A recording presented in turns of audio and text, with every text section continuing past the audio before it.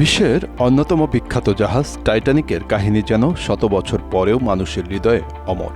এই তো কয়েকদিন আগেই নিজেদের দেউলিয়া ঘোষণা করলেন টাইটানিক নির্মাণ প্রতিষ্ঠান হারল্যান্ড অ্যান্ড রুফ। এবার আবারও খবরের শিরোনাম হয়ে ফিরে এলো টাইটানিক। টাইটানিক যখন ডুবে যায় তখন যাত্রীদের অনেকেই বিশ্বভ্রমণের আনন্দে ছিল উদ্বেলিত, তবে সেই আনন্দে মিশেছিল মৃত্যুর আগমনী বার্তা। সেই দলে ছিলেন রিচার্ড উইলিয়াম স্মিথ নামের একজন। তারই একটি চিঠি, যেটি কিনা টাইটানিকের শেষ চিঠি, সেটি এবার নিলামে তোলা হয়েছে।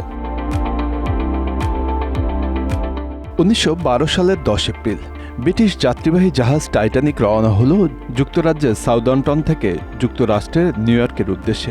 যাত্রীরা কেউ জানত না এই বিলাসবহুল জাহাজের ভাগ্যে লেখা রয়েছে গভীর সমুদ্রের অতল তলায় হারিয়ে যাওয়ার কথা।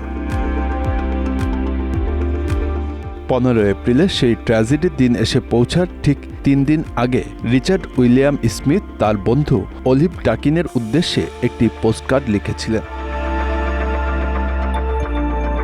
ব্রিটিশ ব্যবসায়ী রিচার্ড উইলিয়াম স্মিথ লিখেছিলেন, কুইনস্টাইনে ভালো সময় কাটালাম, এখন ছুটছি তারার দেশের উদ্দেশ্যে। এই চিঠিতে তার শেষ অনুভূতিগুলো স্পষ্ট হয়ে ওঠে। হয়তো তিনি আনন্দেই ভরপুর ছিলেন, হয়তো ভেতরে এক ধরনের বিচ্ছন্নতাও কাজ করছিল। চিঠির শেষে তিনি লিখেছিলেন, আশা করি তোমরা সবাই ভালো আছো, আন্তরিক শুভেচ্ছা, RWS।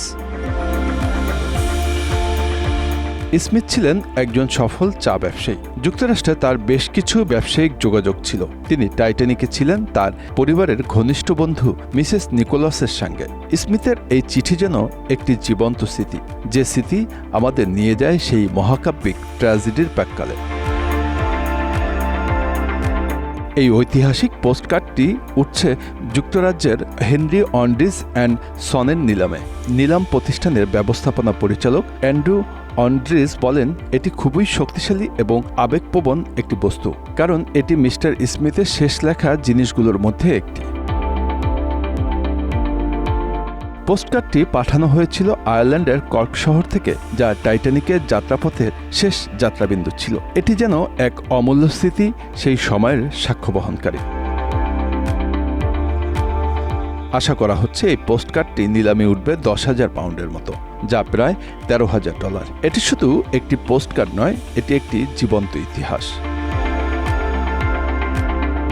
টাইটানিক ডুবে যাওয়ার ট্র্যাজেডির মধ্যে যে মানবিক আবেগ, ভালোবাসা আর শেষ মুহূর্তের স্মৃতিগুলো বেঁচে আছে, তা যেন আজও এই চিঠির মধ্যে রয়ে গেছে।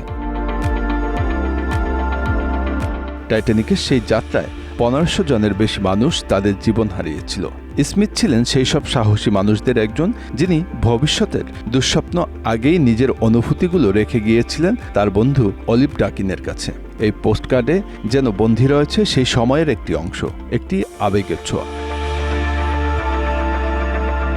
16 নভেম্বর টাইটানিক, হোয়াইট স্টার এবং পরিবহন স্মারক শিরোনামের এই নিলামে অংশ নেবে অনেক সংগ্রাহক, ইতিহাসপ্রেমী। প্রত্যেকেই চান এই বিশেষ পোস্টকার্ডটি হাতে নিতে, যা শুধুমাত্র একটি চিঠি নয়, বরং একটি সময়ের সাক্ষী।